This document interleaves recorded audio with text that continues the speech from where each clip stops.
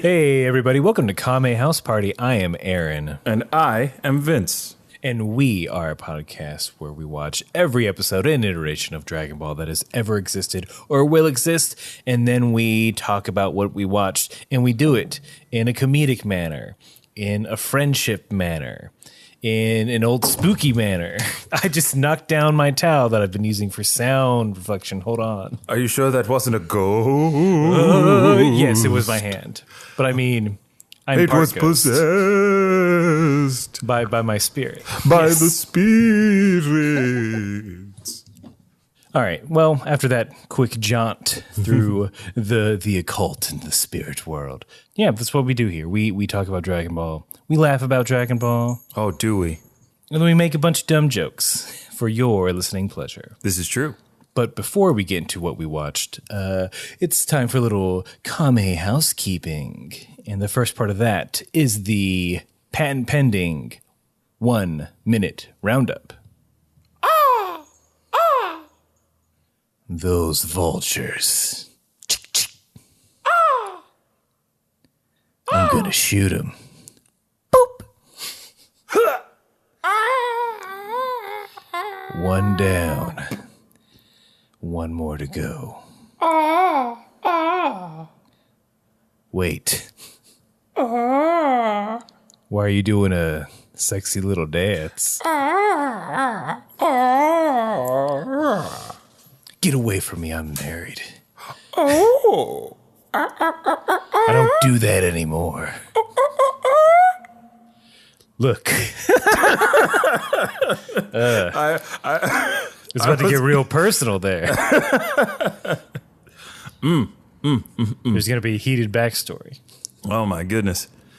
Who But, knew the Old West was so fraught with sexy vultures? Oh, it was just, you can cut that tension with a knife. How about An a talon or two? I tried to think of it. There you go. I tried to think of an appropriate Old West knife. Oh, man, oh, man.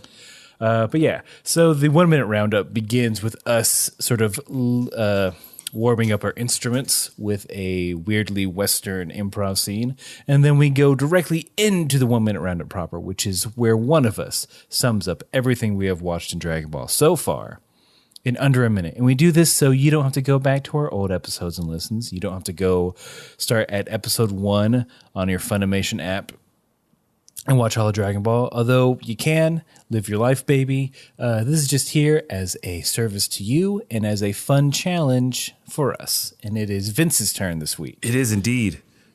.com. Yeah, I got a minute, and boy, here we Can you win it? I think you can. got a minute to win it. Where's Mario Lopez? Oh, you mean Guy Fieri? He did minute to win it. Win to win it? I believe so. Did Mario Lopez not do minute to win it? Ever? I mean, one thing you'll find out about if you're a new listener, you know that we don't do research, so we can only speculate on who hosted Minute to Win It. Yes. The ghost of Chuck Woolery. So if you know, feel free to get at us in some way, shape, or form. Those details come at the end of the show, so you got to listen the whole way, angry that we don't know this, and then tell us right after you listen. I want to yell at him now. Oh, that's the best thing about podcasts is we could just drag this out and they'll never get to the end. But here we go. 1 minute. Oh no, Vince, they can fast forward. Oh, shoot. Our plan. I'll make sure I talk really. Okay, here we go. In 3, 2, 1. Dragon Ball. There are 7 magic Dragon Balls. When you bring them all together, you can make a wish. A blue-haired girl named Bulma meets a monkey boy named Goku in the forest. She gets him to help her find the Dragon Ball so she can wish for a boyfriend. They fight a blue goblin named Pilaf along the way, and then Goku's like, hey, I met this like old pervert named Roshi. He's good at fighting. I want to get good at fighting like him. So then he goes and fights and he trains with Roshi and Krillin, and then they go to the Tenkaichi tournament. Goku comes in second to his master in disguise as Jackie Chun. After that, Master Roshi's like, hey, you know what? Go experience life. After that, you'll you'll learn more. So Goku goes out and experiences life, and he's looking for that 4-star Dragon Ball because it was a memento from his grandpa. Along the way, he fights the Red Ribbon Army, a bunch of dastardly do-batters with colored names like yellow, blue, and red, and they're all different colonels and stuff. Then Goku is like, oh, wow, I found it, and I saved my friend's dad. Now I'm fighting in the second Tenkaichi tournament with this guy. He's a mercenary named Tien, and Yamcha's all strong now. Oh, there you go. I was worried. I got there. Yeah. I got hey, there. man. Favorite part of that? Dastardly do-batters. Ooh. Wait, did I say that? I blacked out. You did. You did. Put it on a shirt. That is a shirt with the whole red, like with all the colonels and generals of the Red Ribbon Army, and then over it, just dastardly do-batters. Those dastardly do-batters. When will they ever learn? You'll never learn, dastardly do-batters. I'm Dirk Do-Goodery. Wait. Why won't he? Wait, man. You should be helping in correction, not perpetuating a pattern of criminality. Have you ever heard the story of the boy who put his finger in the dam? Yeah. And? I'm that boy. Not sure how that applies to the situation. I only put Band-Aids on things. I don't solve systemic issues. Okay, I'm a superhero. All I do what happened is... with that dam? Wait a minute. Wait, did you leave that dam? Oh no! My one weakness, water held back from a dam. I don't feel so good. Ooh, out of context spoilers. And see. Ooh. Look, we get this is what to expect for this show. We go into little fun scenes whenever we hear something that catches our ear and our hearts and our eyes. And our imagination. But we'll come back. It always comes back to Dragon Ball. It's like a boomerang, y'all. Always comes back. Just like our last bit of Kame housekeeping, which is the fact that Vince and we watched 2 different versions of Dragon Ball of the same episode. I watched the Japanese subtitled version, and Vince watches the English dubbed version. And we do this because sometimes, more often than not, there are little fun differences that we can compare and contrast.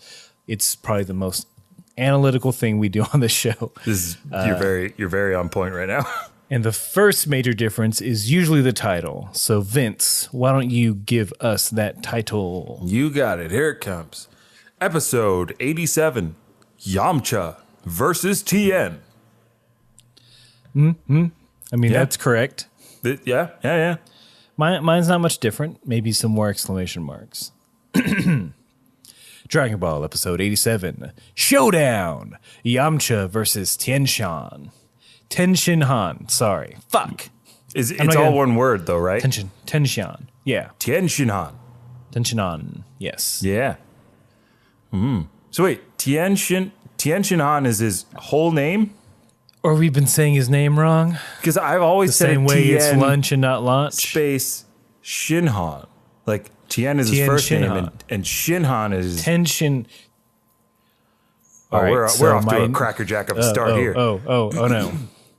So I have it spelled out Tenshinha. So I have it spelled out Tenshinhan, but my notes app is real good about trying to correct me. It's a real busybody in that way. Don't let that app be a puppet master. So maybe it changed it. Yeah, maybe it did. Did you mean this? No, I didn't mean this. I didn't. I meant that. Look, Clippy's in there somewhere. He's just hiding. Oh my in the gosh! background. Yes, I believe Clippy is like some kind of super virus that's affected all computers, and they just harnessed parts of Clippy that they liked into our autocorrect system. But there's a sinister side to Clippy. It's like Jarvis in Age of Ultron. You know what I'm saying? I was going to say he's Phantom of the Opera style, hiding in the basement of your computer. Playing whenever you hear a loud error noise, that's him banging on the organ keys. That donk. Bonk. Yeah. Donk. Oof. And he's just screaming from within your system. Do you need any help with that? Something went wrong. I could help you. Well, now he's just a death metal singer.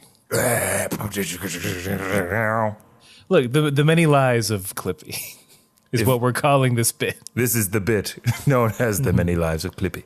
Or maybe Clippy will be in Smash Brothers. Yeah. I mean, yeah. Why not? Yes.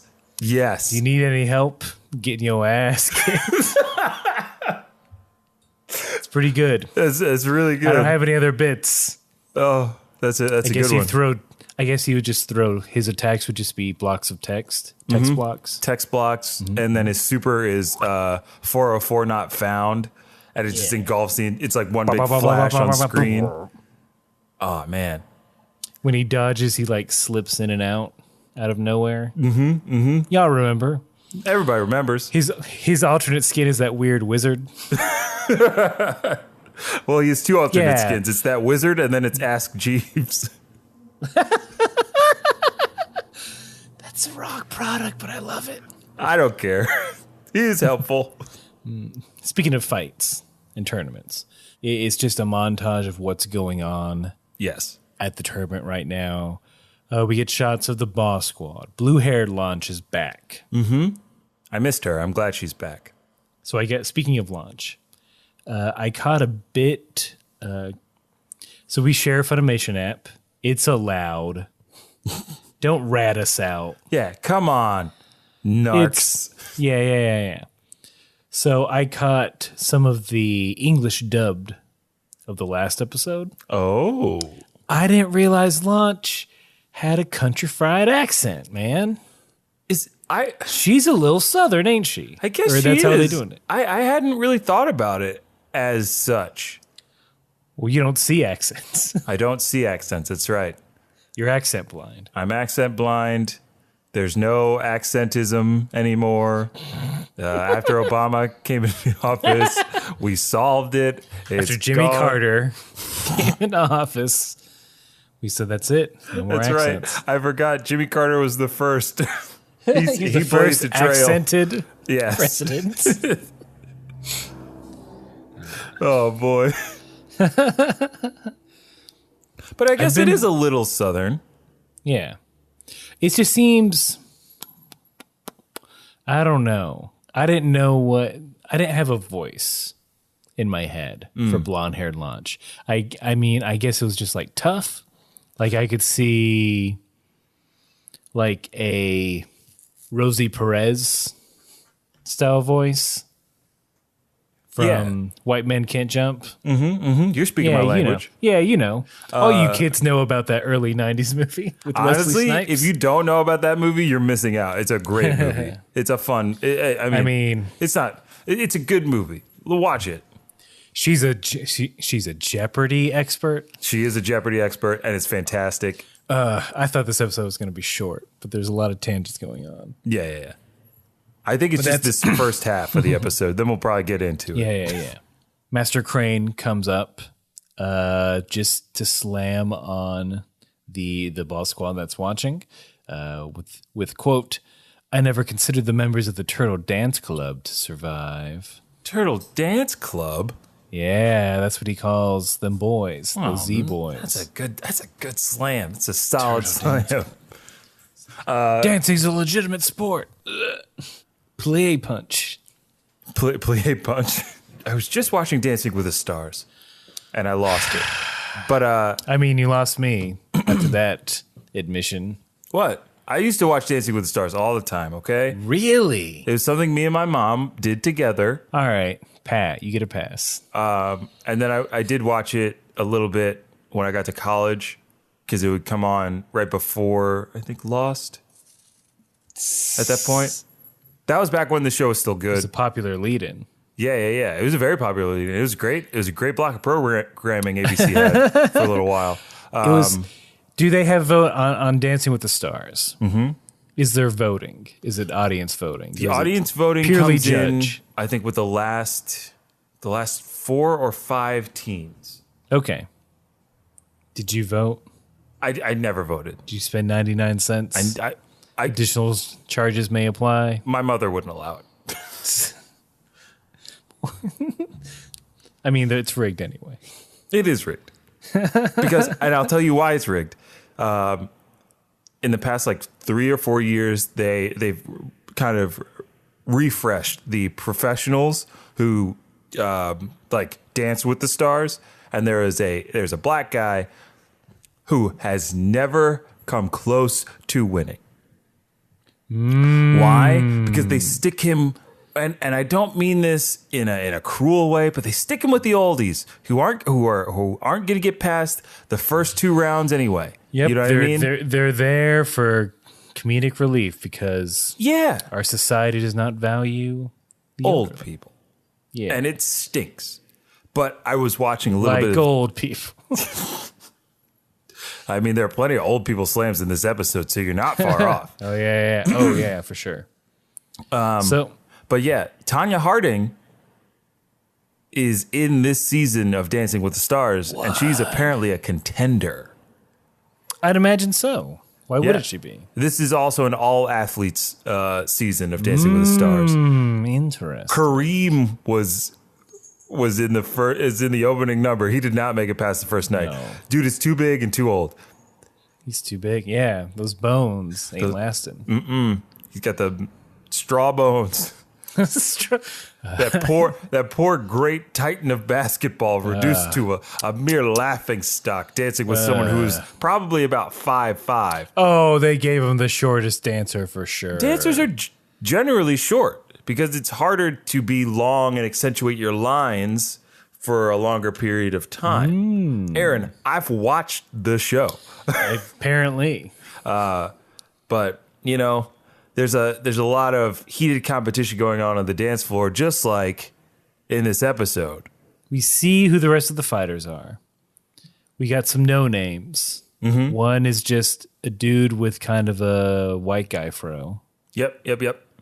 And then one is, we learn later on he is in fact a wolf person. But I thought he was a monkey for a second because he looks real similar to when Goku transforms. Oh, you're not wrong. I could see that. Yeah. I totally see that. But he is a wolf person. Well, I mean, do you want to get into his proper distinction right away? No, that's a fun reveal. Okay, stick around. Yeah. You got to keep wanting more. And then, so Chaozu comes in. He's in the final as well. Yep. And then, man, he is, I don't know if it's just, hey, bro, I'm the only short sidekick around here.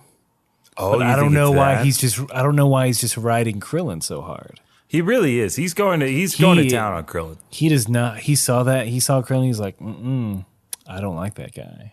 First, he throws... He's stealing my bit. First, in the last episode, Chaozu threw down the gauntlet by calling him the M word for short people.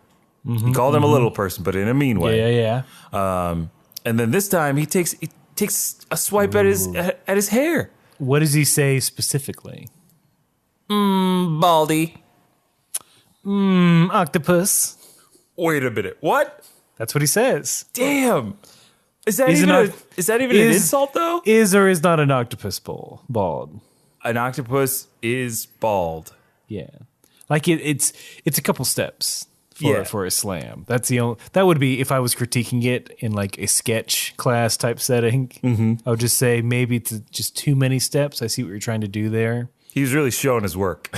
Yeah. But like, just get to it, and I think it'll land better. All right, who's next? All right, moving on. We only got 2 hours. But yeah, Chaozu is just relentless. Even to the point where Krillin's like, hey, you don't have any room to talk, kiddo. Ooh. And then we get one of the best exchanges. This is so much fun. Because Chaozu, like, with the most bravado, pulls up his little beanie, and there's just one devastatingly large hair. Like, it's weird and, like, crinkly and, like... wiggly, and there's a sprawling sound effect. Look, when you get older, men out there, maybe women, I can't speak on that, but on occasion, you're going to find a long hair. A hair longer than the other hairs on your body. And you're going to wonder, how the fuck did this happen? How did I let this happen for so long? Why did you go rogue? Yeah. What makes you think you're better than the other hairs? Trying to be taller than them. You're all on the same scalp. I don't understand. I conditioned you evenly. Oh, I wasn't saying scalp. Oh, I'm sorry. My incident happened on my arm. Oh. It was just a weird, like, God, I really hope someone doesn't tweet and be like, yo, bro, that's cancer. Get that shit checked out. No, don't do that research. Yeah, please. Please let us be in ignorance. Our mortality. Don't tell us about our bodies betraying me, but it's just a very, like, 3 times as long as any other hair on my arm. And I'm not a hairy dude. I can concur. And I was like, how did this happen? What bit of Miracle Grow dropped? Right Who there, did I that bump spot. into that had Rogaine on? And then like just a little dewlet plopped down and seeped into a pore. Well, all I'm saying is like, that's why I don't go into the financial district. Boom, finance slam. Y'all ball. They're all bald down there. It's true. I mean, God, they're losing their hair. Of course. They work so hard. Their hair just falls out. They do. But It's I a had rough that. I environment. had that too. I am also not a hairy gentleman. But after I turned a certain age, I started getting hair on my chest.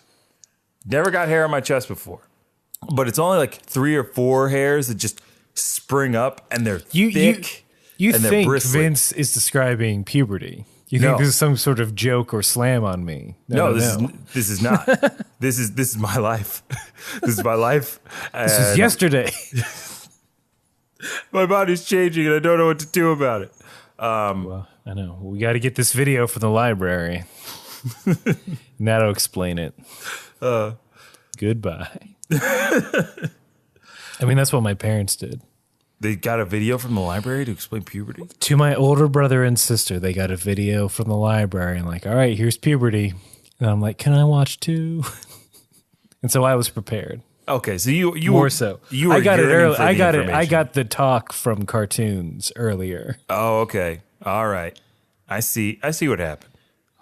At my school, we had a health class, and that's where I learned about the birds and the bees. And I also learned what a large wooden dildo looks like, and how to apply a female condom. Yeah. All right, cool. His name was Mr. Woody. It was What grade was this? I was in 7th grade, maybe 6th grade. They demonstrated that It caused quite a stir the next in day Quaker school. in a Quaker school. All like because we also had to draw like color code anatomically correct drawings of penis and vagina, and a lot of parents didn't like their children coming home Man, with all these stories about Mr. Woody and touching condoms and all that stuff. It was weird. man, I'm down for sexual education, but I gotta say, it's a little weird. And then I got one more sexual education story because this happened in high school, and then we'll get. I promise we'll get back All to right, the that's episode. that's all fine. I feel better now. But in high school, one of our fellow students, or no, I think they were just doing general like breast cancer awareness, because I think it had been in the news cycle a couple of times, and they wanted to make sure that everybody knew how to self-check. So they split the boys and girls. Girls went with the female teachers. Boys went with the male teachers. We watched a video on how to check yourself down there in your testes for any abnormalities. And like there was a nice calm VO, right? And the video opened with a young man back to the camera in the shower, and then the VO and this is how you're supposed to check for any abnormalities on your testicles. You hold them kind of like a Game Boy and massage and roll them around in your hands. And at that moment, the actor turns and the camera zooms in on him just going to town on his nuts. And none of the students, Aaron, none of us laughed. None of us thought it was funny. But the two teachers that were chaperoning us through the video started dying in the back row. They were literally like, and we all turned like, excuse me. It was We are trying to be we mortified. felt so superior in that moment. One of the teachers had to my leave the room God. because they were laughing so hard. Wow. Yes.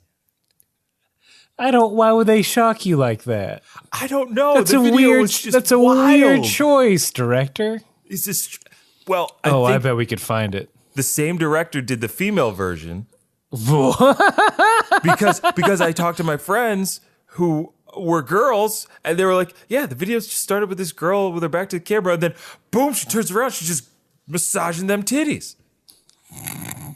It's all weird. The body is a strange place. Yeah. Much like the Tenkaichi tournament. Some would argue it's a wonderland. Yeah, I would say it's a wonderland. Old Because- JJ. Because after it's a little bit after Chaozu and Krillin exchange words. Similarly, Yamcha and Tien exchange words. This whole first part's just a slam fest. It's a lot of slams and on everybody. on it, like not all of it was worth writing down. No, but what was worth writing down, which I did write down, was stuff happening outside the tournament. Bulma, Launch, Oolong, and Poir, and Turtle, they're all like, where's Roshi? This whole bit again, right? Oolong and Poir go looking for Roshi. Oolong goes looking in the bathroom. And I was wondering, were there more poo jokes in yours? Because they were really leaning heavily on the poo jokes. There weren't in the any. earlier episode. It was just, oh, I bet he's in the bathroom. And so, correct me if I'm wrong, Oolong goes into what looks like the men's room from that wide shot. He's looking for Roshi. He opens the... Oh, you don't want to talk about this dude eating in the toilet? I'm getting there. Okay. I thought you were skipping ahead. Hell no. How could I skip? This is the best part. I ruined the surprise. It's fine because it's still ridiculous. Because Oolong, he's like, Roshi, are you in here? And then grabs one of the doors. And also, Oolong, what the F, man? Knock, damn it. Look for feet. Do something. Yeah. Oh, yeah, he was just like busting in. Like if Roshi's doing what you think he's doing, do you really want to see that? Hell no. Do you want to meet that man's eyes? Oh God. Please no. Right when you hear that plop. Oh, Aaron. Your words of description are overpowering my imagination to the degree where I'm getting sick. But yeah, Oolong opens the first stall door. There's just a man eating rice on the stall. Well, like, is he that bullied by the rest of the crowd? I have to eat my lunch in the bathroom at the Tenkaichi tournament. Hey, nerd. Nice rolled up sleeve shirt and glasses. Hope you didn't come to look at the tournament, nerd. Yeah. Only strong boys and jocks can watch this tournament. That's right, nerd. Why don't you take your rice bowl and eat it in the bathroom, nerd? Yeah. Yeah, like all nerds do. Yeah. Hey, do you think, if we can get out of that scene for a second. Yeah, sure. Do you think people, because that's a bit of a trope in like the high school comedy / dramas, is nerds, outsiders, wastoids, eating their lunch. Loners. Yeah. Eating their lunch in the bathroom. Space cases. Cases. Eating their- Spazzes. Yeah. Real nerdlingers. Mm-hmm. Eating their lunch in the bathroom. Do you think the other people knew That they were doing it? that they care? Like, do you think their bullies like cared or knew? Because that's primo dirt. Yeah. I mean, that would be worse for you, right? If they caught you eating lunch on the toilet. Yeah. in a public restroom. One, I couldn't do it. A high school bathroom, hell no. Look, In any restroom, public or otherwise, I don't eat. I can't do it. I can't at a even bring- movie at a movie theater. Stop. If I'm by my lonesome, I'll bring my drink into the bathroom with me. Okay, that's a little bit of a security measure, so I get that. It's like where else am I going to put it? I don't do it if I have popcorn, okay. but I feel like because the lid is there, somehow there's like a barrier, and I usually just put it on the sink. Okay. Go do my biz and then come back. That's a safe move. I'm sure other people there are people listening to this now like who want to burn this recording to the ground after hearing this and how unclean it is. It's truly unclean. I totally get that. But for you, what you could do, and what I hope you do next time, is just go get another straw before you go back into the theater. Just be like, hey, because it's got to be one of those self-serve straw things, or you have to go up to the counter. I gotcha. And just be like, hey, let me get another straw. That's smart. Or if you have a tendency to do that in the theater, just grab two off the bat. Then you got one in your pocket ready to go. I mean, by those rules, whenever you step into a bathroom, you yourself are a nasty boy. Oh, You absolutely. should just throw yourself out I should. by those standards. I mean, We need men in hazmat suits on constant vigilance of people coming out of the bathroom.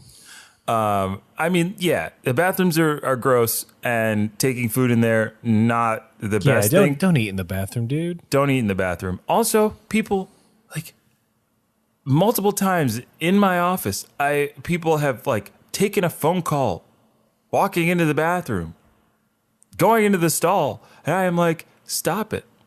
No. I can't concentrate. Also, Oh, you mean they'll talk? So they Yes. will like, okay, the bathroom is this private place. Let me take my phone call there. Or it's, I'm talking on the phone and I'm heeding nature's call.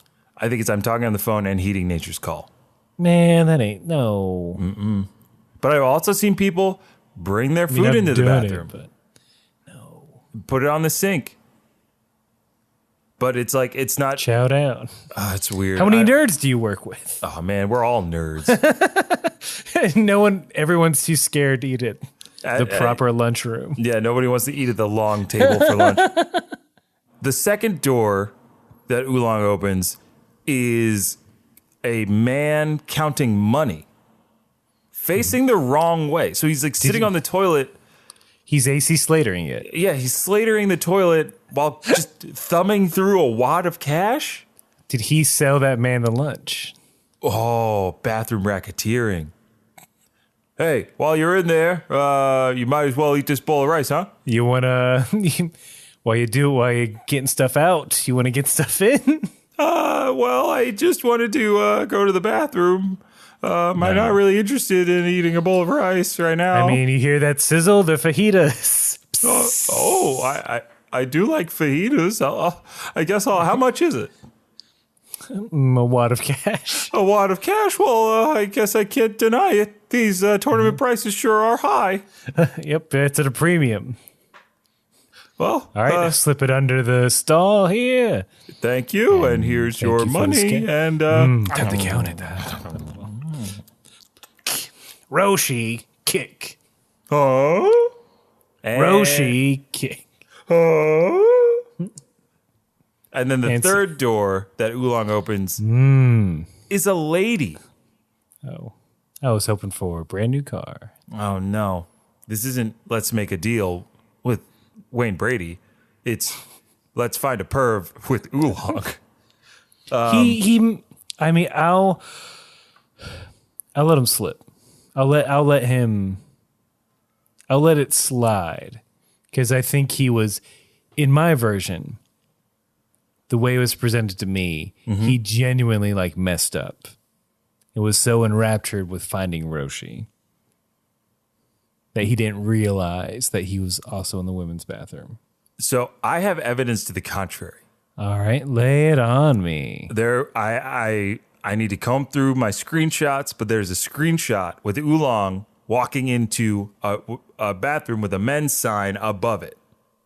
That's Correct. why we see two men in the first two doors. In the third door, they either were lazy, didn't show him going into the ladies' room, or something else. Because when he gets slapped, kicked out, thrown out, then he looks up and it's a ladies' room sign. Yeah, I thought that was the gag that he just didn't realize. But in the art, it's a gosh darn men's room. I know this to be true. With editing, Vince, you can place them anywhere. I guess so. I guess you're right, Aaron. I think that's what they were going for. Mm-hmm. They did it for the bit. Yep, for the lulz. Got to do it for the lulz. I mean, no one believes him that he's an innocent boy anyway. Oh, absolutely not. Bulma certainly does not. From Bulma, you're despicable beyond belief. Oh, and that hurts me. In that voice too. Yeah. You sub-creature. Does your debauchery know no limits? Get thee hence. The tournament's about to start. Get me an ice cream, pig. I require a snow cone with sweet cream. And I'd like a turkey leg if you could. Turtle? What? You eat meat? I started. I mean, turkey legs are good. How fun is that? Turkey leg. The Zulong still. Oh. I mean, it's kind of fun, I guess. I just need one of you to hold it for me is all. Oh, God. Oh, boy. Oh, now I'm a burden again. Oh, yeah. I see how it is. Turtle wants one thing and he becomes a burden. Man, there are like several soups or bowl-based foods you can have. God damn it, I've had it up to here. He raises his flipper barely above his head. I don't want soups and things that you put on the ground. I want to eat things in the air. Like everybody else here. Like that really long giraffe-hatted man over there. I can't reach the food in my hand. I have to use a selfie pole. I can't believe this. And you treat me like a second-class citizen. Wait. You know that like weird parable about the long spoons and the answer is just to feed each other? Wait, what? You know, there's a weird story and or like punishment. Basically, these two dudes, they had these two spoons, but they were so long that they couldn't feed themselves with it. Even if they tried to like grab it in a way that they could, it would like immediately like slide through their hands. I see. And then basically they're like, we're going to starve. And they're like, wait a minute, we could feed each other. Oh. And that's how they lived. So is that how they got the idea for the Saw franchise? Yeah, if only we can saw each other's legs off. Well, we learn to appreciate our lives and teamwork. I was just thinking of the opening of Saw 4 because that's the only one I've seen, and that's the one where there's a guy whose mouth is sewn shut and a guy whose eyes are sewn shut, and the guy whose eyes are sewn shut has the key sutured into the back of his neck. Okay. The man with his mouth sewn shut is trying to communicate with him, but he can't. And so, unfortunately, this parable ends with a man being bludgeoned to death and then another man ripping the sutures out of his mouth and yelling, and then a title card coming up saying, Saw 4. 4. Oh, it's like, will you rip these sutures? No, it's like, are you willing... Like, are you going to find the solution that saves both of you with this key? Or are you just going to let the other guy die? Or you have to kill him to get the key? Yeah, one of them. One of them, Sophia's choice. Sophia's choice, I don't know. Saw's choice. Saw's choice, That's what I say to the bartender when he asks me what I want. Saw's choice. He gives you a shot glass full of broken glass. I mean, I said it. You did say it. I don't know why it's $20, but... This glass is very expensive. Prices. It's from the Sistine Chapel. What are we doing? I don't know. It's been a while since I've had a "What are we doing" outburst. This is a "What are we doing" felt appropriate. moment. And now we're about to get back on track. All right. Here's because like there's way more interesting things than like fucking saw gags and other horse shit. Sorry. It's all good. It's been a stressful week. It's Monday. Okay. Yeah. So basically what the deal is. Master Crane comes back.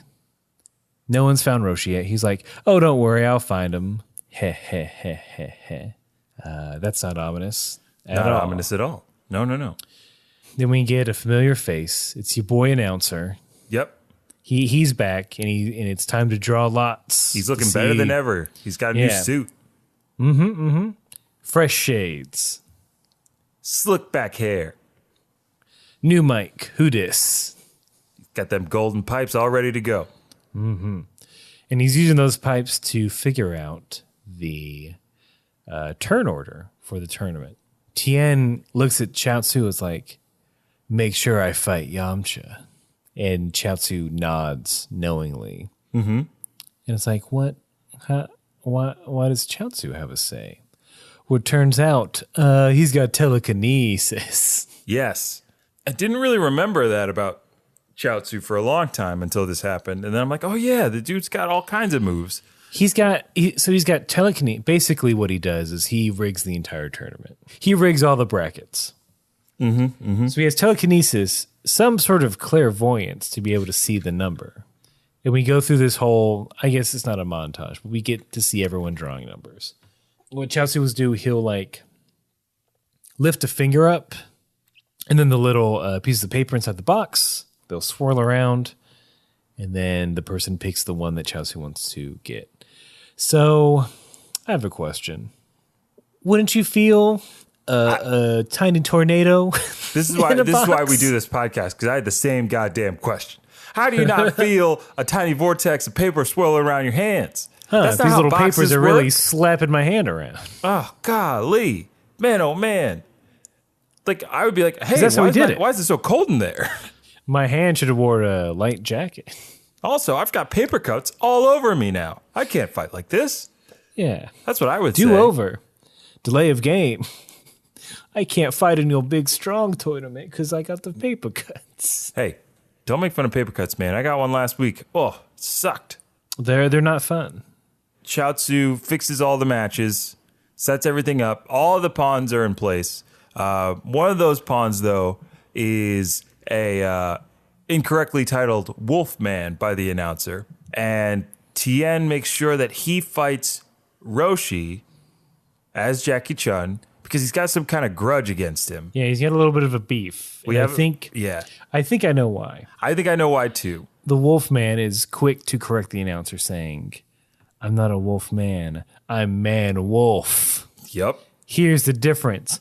Wolfmen, they're humans that turn into wolves during a full moon. But I turn into a human during the full moon. And then the announcer says, oh, you know what? You're right. I see it now. I'm sorry. Announcer's woke as fuck. Yeah, he gets it. He's woke AF. It's like, look, I respect it. I felt like this was the culmination of all of our outcries for non-human equality. You know what I'm saying? Like all those episodes, we were just making sure that they didn't call people the M word or creatures or anything. And man, the announcer, he's already got it down. He's back and he's in full effect. Man, he's a good guy, that announcer. He might be the best character. I mean, he's in more of Dragon Ball than Launch, which is a shame. Ooh, slam. I mean, it's not a slam. It's a fact. Slam. He's in every tournament. He is, and those tournaments go on. Yeah, as the tournaments go on, he just keeps going. He's even announces the Cell Saga tournament. Yeah, which is also weird. It's very strange. A paycheck's a paycheck. But the matchups end up being Yamcha versus Tien in the first match. I think it is Roshi versus Manwolf in the second match. Chaozu versus Krillin in the third match. And Goku versus Pomput, who is the Pomput, who you described as having the fro. And he looks kind of like a kickboxer. Yeah, he's got his arms bandaged up. Yeah. I love Jean-Claude. When the announcer calls Chaozu's name, he has a little trouble pronouncing it. He says gyoza instead. He calls him dumpling. Yeah. I was like, that's dumpling, right? He's Yeah, a little yeah. dumpling? Yeah, that makes sense. You got it. Yeah. Little dumpling ghost. What a cute jerk boy. I didn't get the dumpling translation. I just got a bunch of chiaotzu, and chow. And then Chaozu's like, it's Chaozu. Well, that just makes the announcer seem dumb. It does. Well, I think it's just a carryover from the first a tournament. Ford name. Where he couldn't pronounce Goku. Because he's like, Gokea, Gauka. Was also Goku didn't know his name. Goku also, yeah, he didn't know. Yeah. Just like, so at the very end of it, they have 7 fighters bracketed, and he's like, all right, I guess the only one left is Goku. And then Goku's like, how did you figure this out? How do you know? And then he runs over the box to like draw the number, and of course, he is number 8 because that's the one. He's like, you're really smart. How did you figure this out? And then Tien laughs at him, and he goes, "Ah, ha, ha! I guess this is the caliber of fighter Roshi has." And then Chaozu goes, "What's wrong with wanting to pick your own number?" In mine, it was, does the Turtle Hermit teach comedy routines too? What? And then Chaozu says, well, what was funny about that? Oh man, those are both good. I will go to Turtle Hermit's School of Comedy. Comedy? Oh, that tuition. Oh man, it's a lot. It wouldn't pass HR. Anyway, look, here's a commercial. Yeah, we get a commercial right after that. So here it is.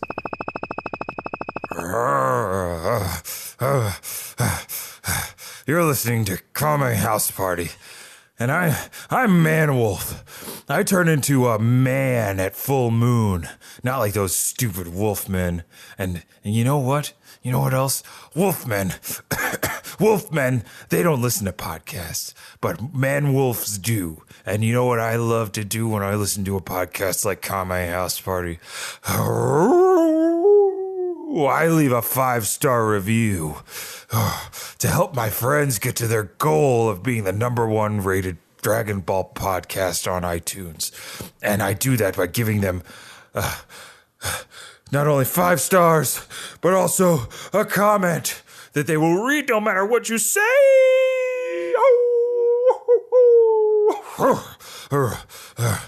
For example, I wrote, I want to eat and tear apart Jackie Chun from the inside out, and this podcast makes me feel like I can.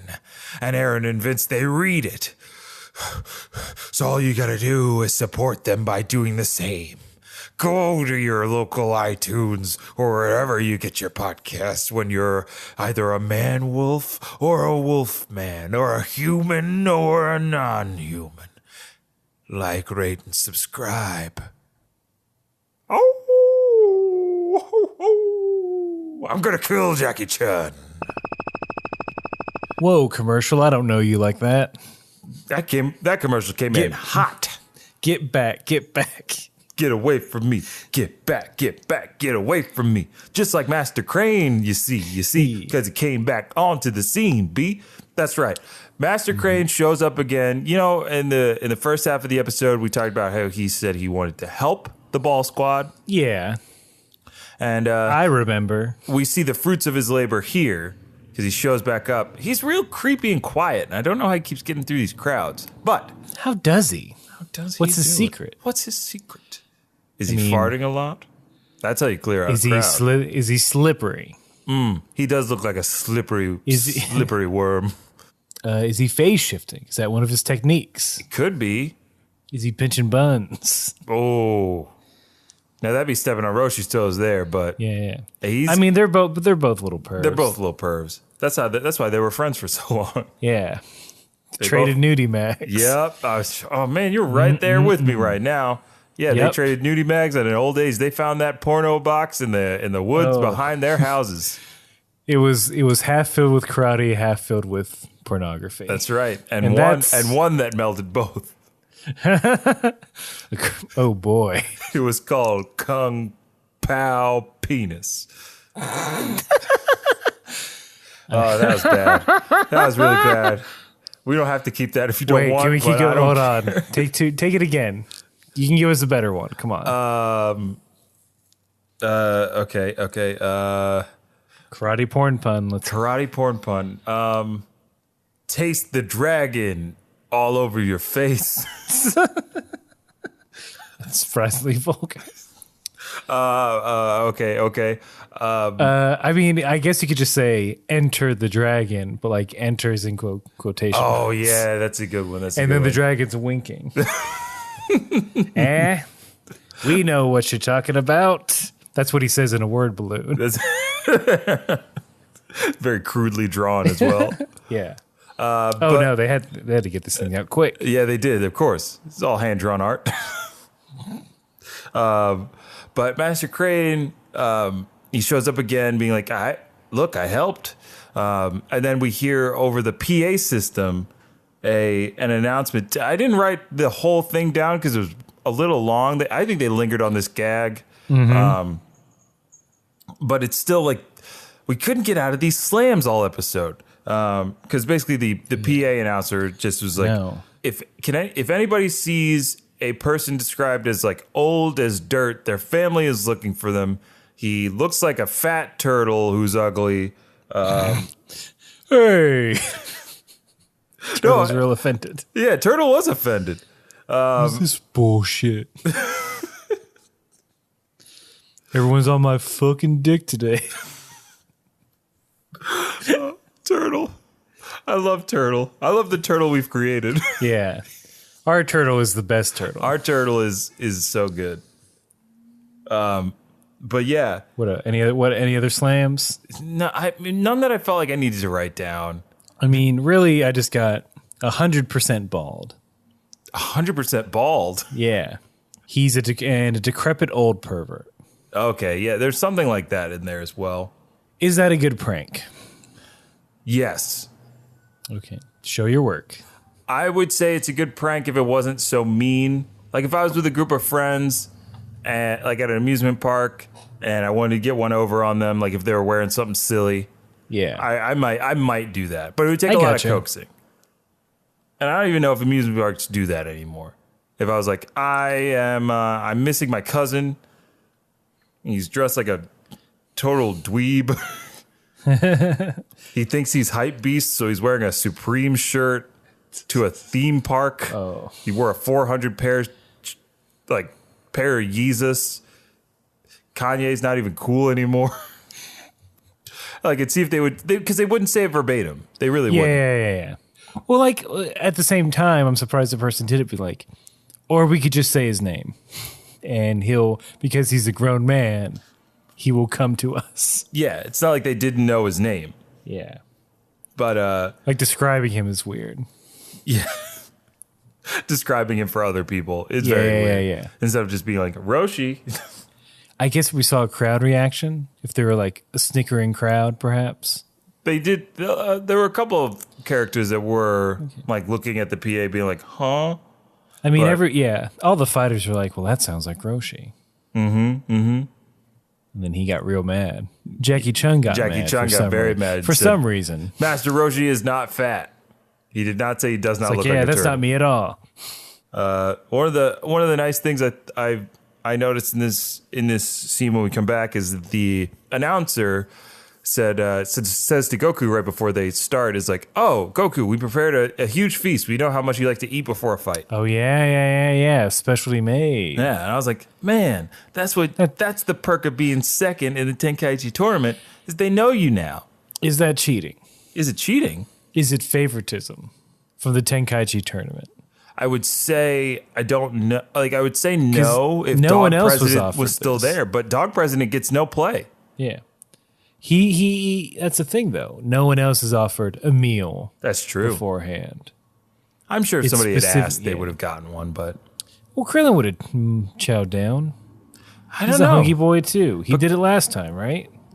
Yeah, but that was when they had those beef legs out in the open for everybody, for Giran and all. Yeah. Because that was the whole thing, is Giran took Goku's food and then they became enemies. Yeah. It's part of it makes me feel like it was just for Goku. I think it was just for Goku. He has enough advantages.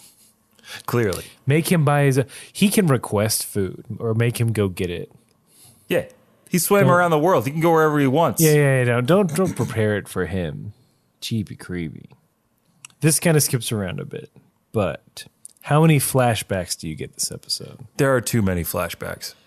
Well, 2 is the actual answer, and also too many. Yeah, 2 is too many. So we get Launch, because she's blue-haired Launch, doesn't realize what happened, how they got there. And they flash back to last episode, to the end of the last episode. Not even We don't need that. a clip. They do the whole scene. I think they recap it in the top of the episode at the same time. They do. They absolutely do. You're right. That's double dip. I mean, look, loving that blonde-haired Launch. You can show clips of her to me all day, every day. All day, every day. But there's too much. But like, not when there's a good fight about to happen. Yeah.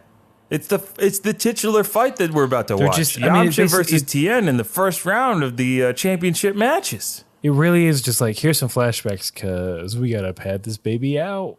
Dragon Ball. But I don't. Again, Padding for time. But Shame. I hope.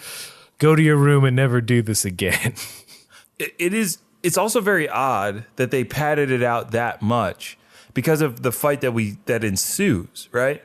Because it's not like a normal World Martial Arts Tournament fight, which is like a couple of moves, some talking, some announcing, and then cut right before something really cool happens. No, this is a fight like we've never seen before. And I start to see the wisdom they had in after the Red Ribbon Army and all that, sort of laying low for a bit on the fighting. Mm-hmm. Because we're hungry for it. Yeah. And they deliver. Chomping at the bit. Call them dominoes. Mm-hmm. But yeah, this fight is it's kind of on another level from the fights that we've seen before. Like it is what you remember from like DBZ kind of. Yeah, it is the first flash sort of lines and. Look, go watch it. Basically, yes. If you want a star ball rating, it's 7.5. It's all them. It's all them balls. All the balls. It's 7 Earth balls and like 3 Namekian balls.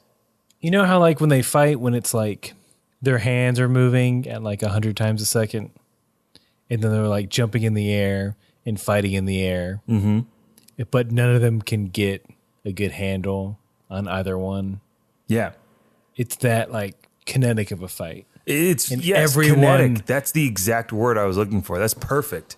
Like the crowd is stunned. The announcer is stunned. Like Silence. the announcer doesn't talk for like a minute and a half because, and I have to ask you this, do you get a rockin' ballad about Yamcha? Are you kidding me, Aaron? Don't do this to me. There was a rockin' ballad about Yamcha? Yeah. Come on, American version. Why didn't we get the license to that music? So, this isn't research because they showed it to me on the screen. Mm-hmm. I didn't write it down, but I found it. And that's not research because I knew what it was. I wasn't trying to find a question. Nope. I just need to find it written. I was like, someone else wrote this down. I'd argue that's not research. Anyway, here are some lines. First of all, it starts off with Roga Fufuken. We all know what that is. Of course. Fist. I fight with guts and without showing tears. I'm always a nice guy. I'm Yamcha. With engines at full blast and on turbo. What? I race ahead with tomorrow in my sights. I want to make a promise of love, but being tied down will make me too weak. Please don't get near me, because I love everything about you. The lonely wolf. Into the sky. My world will flame up. Holy crap. And then Yamcha walks off the stage of the coffee house, and he hears snaps. Bulma's embarrassed. Yamcha, I know that's about me. Who said it was about you, Bulma? You said the title of the poem is Bulma, my love, this is why we can't be together. Oh, you heard that? Don't pull this soft boy shit on me. Oh, but Bulma, come on. It was just a title, and I gotta go fight. I gotta go fight in the tournament, Bulma. I'll just have a million lattes. Okay, see you later. Bye. Well, I'll string along for looks at capsule watch. 20 more years. Then I'll marry a guy that killed him. Bye. And scene. We all know that's what happened. That's what happened. That's the future. That's the future. And you wonder why I don't like Bulma. The ultimate betrayal. It's not true. Married a man that killed your ex-boyfriend? Look, don't write poems. Don't write poems. That's just rule number one. Rule number one. No, but that song is awesome, and I'm assuming they're like rocking guitar licks. Oh, for sure. Wow, all the wiggly wahs you could ask for. Wah wah pedals and all that jazz. Yep. And jazz, yes. Oh, and there's jazz? Mm-hmm. That's how it starts. Who's that cat with the wolf fang fist punching you tonight? He's a desert bandit, and the women are looking right. But he's too shy to talk to them, so we'll steal their hearts instead. He also steals that money, because he needs it to make bread. Talk about the Yamcha. Oh, man. I really, man, that's, like, I thought my fight scene was great, but your fight scene's even better because it has that music. Yeah, it had a soundtrack. Was it just generic music? Did they have people talking in it? I think there was like light backing music, but like it wasn't prominent enough for me to take notice of it because I was watching these two warriors exchange hands and blows. It's part of that smooth animation style that we got during some of Goku's adventures in the 3 years leading up. But they brought it all into one, like really long comparatively to every other fight scene, like not a lot of cuts. A lot of jumping in the air. So great. It's really great. You guys should check it out. Yes.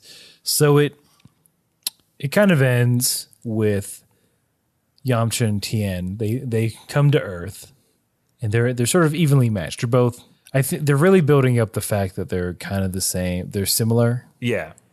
Because they're both sort of thinking the same thing. Where it's, wow, this guy's tougher than I thought. And then Yamcha pulls out a new move. Ooh, yeah. The Wolf Fang Flowing Winds technique.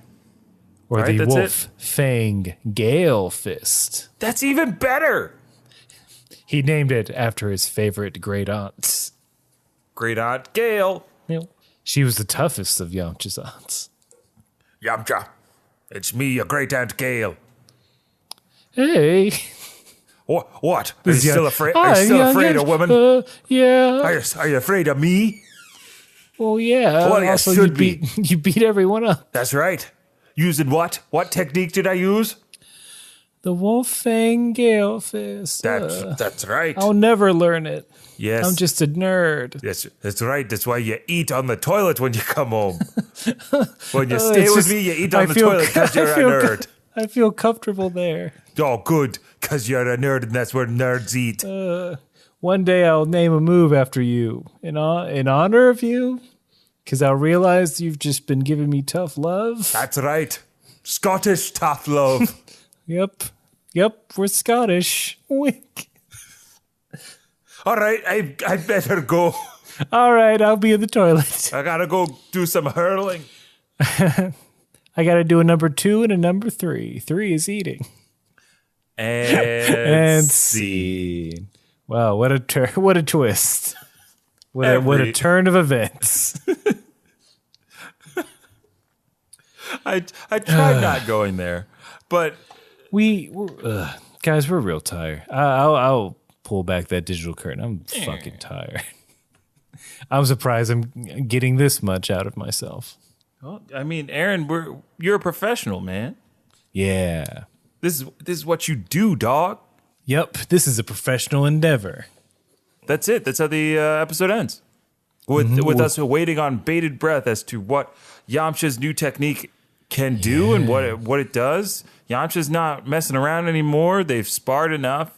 They've exchanged blows. They've kissed multiple times. They're ready to fight. Every time you see them punch, there's also a light kiss that you don't see. It's too fast. Speaking of smooching, a few bits from the mailbag. That's right. Do we have a name? I don't think we have a name for this section yet. It'll come to us. Yeah, we need to get one, but we don't have one yet. Well, we had our good friends on Twitter, Anime Daydreams. Basically, we got into a back and forth. Vince, are you familiar with the Chan meme? Earth-chan, Tide Pod-chan? Is that the gentleman who is gesturing to a butterfly? That's something else. Okay, sorry, I'm not up on my memes. So it's basically people making things into cute anime girls and just adding chan at the end. Oh. So there is if you look up Earth-chan, I mean, I know you won't because that's research. I don't know. Is it? It is I told you research. about it. Oh, you told me about it? Not research. Yeah. It's just me repeating something into Google. Yeah. Earth-chan, someone made a Tide Pod-chan during that whole wacky craze that the kids were jokingly doing and then somehow got Really real. doing. Yeah. Basically, I mentioned a Kame House Party-chan as some sort of sellable mascot. Oh, boy. And then Anime Daydreams on Twitter had to say, well, now there has to be an on-air discussion of what KHP-chan looks/acts like. I'm like, all right, you asked for it, bud. Here we go. You dummy. They didn't know. So if this podcast was a cute anime girl, what would she look like? What would she look like? Yeah.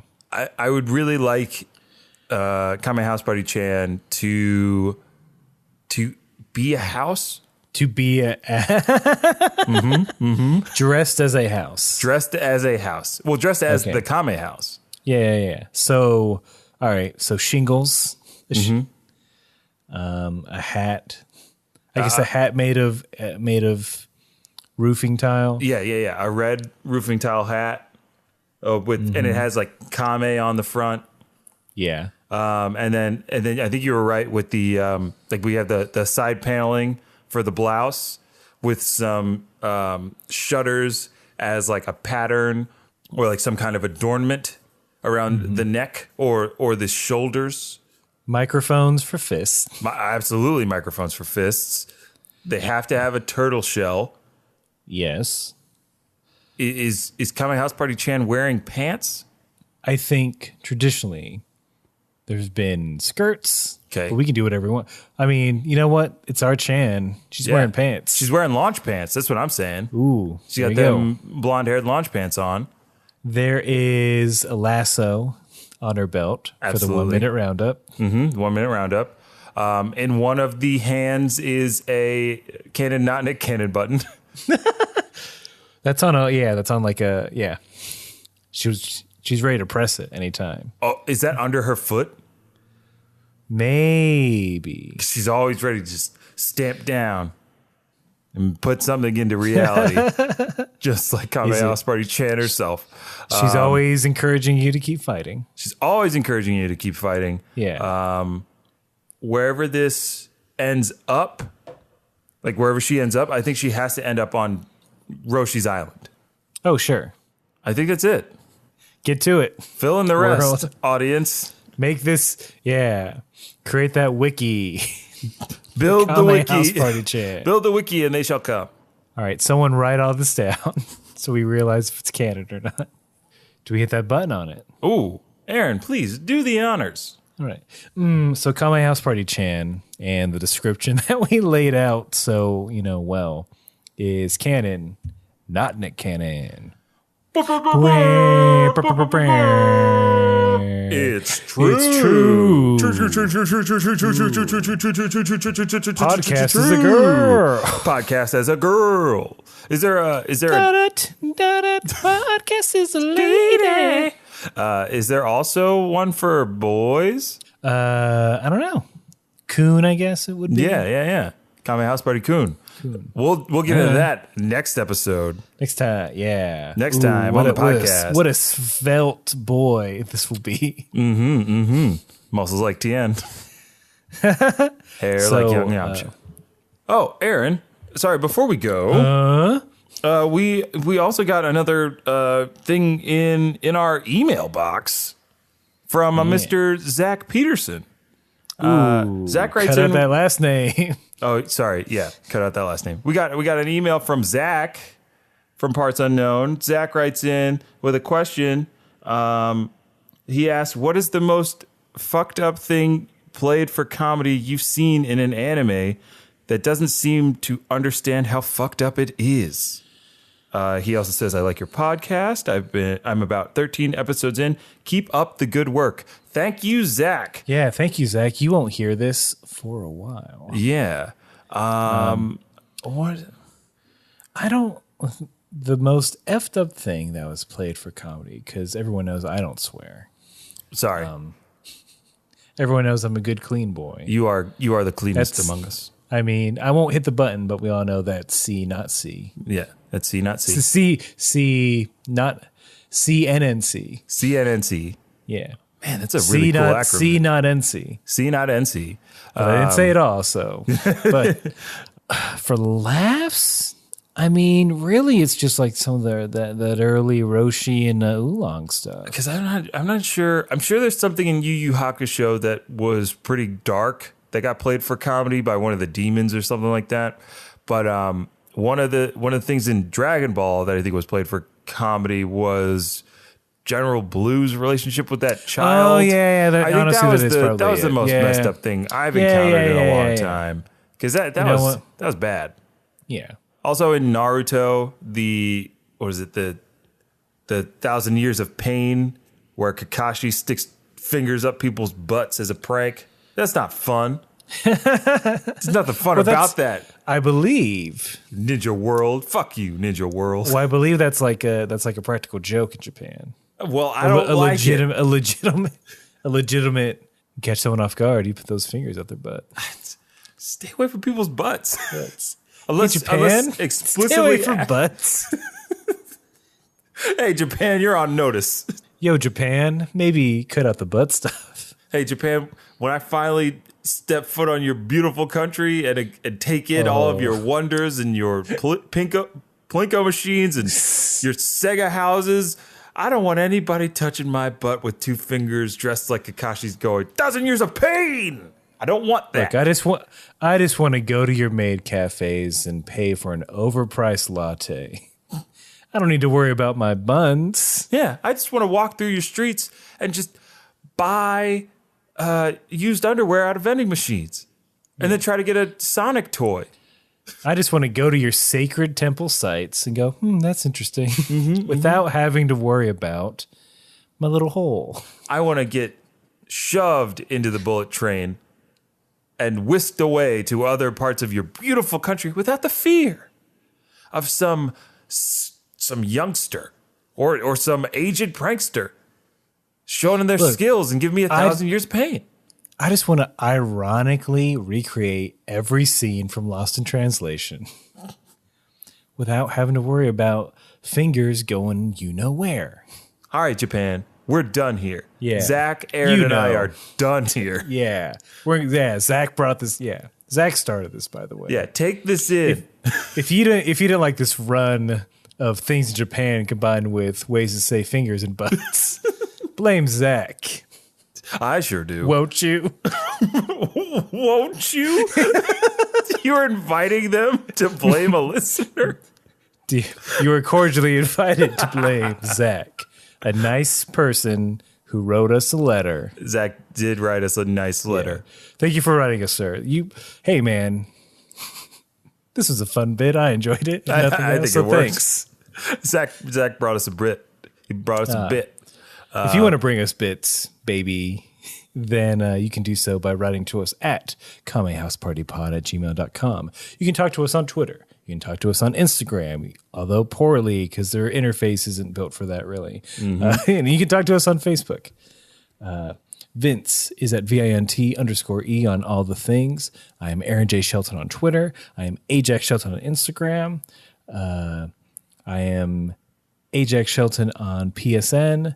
Vince is VINT_E on PSN. Yep. You're crushing that. You crushed that. Well, I've done it enough. Also, keep an eye out for more random streams of God of War. If you like that, let you us ain't know. done with that yet? What? You're not done with it yet? What? Done with it? No. I'm getting close, but I'm keeping that saved from the last time we did it, so we can go back. We can not beat that heartbeat. And we can actually record my voice. Yes. We done messed up. No, next time we will beat that harpy. Trust me. And you'll hear me talk about it. And we will As finally well as hear Vince. Aaron's voice and mine together talking about Kratos. As we always say, and as should be your advice when fighting any sort of Valkyrie. Exactly. Keep fighting.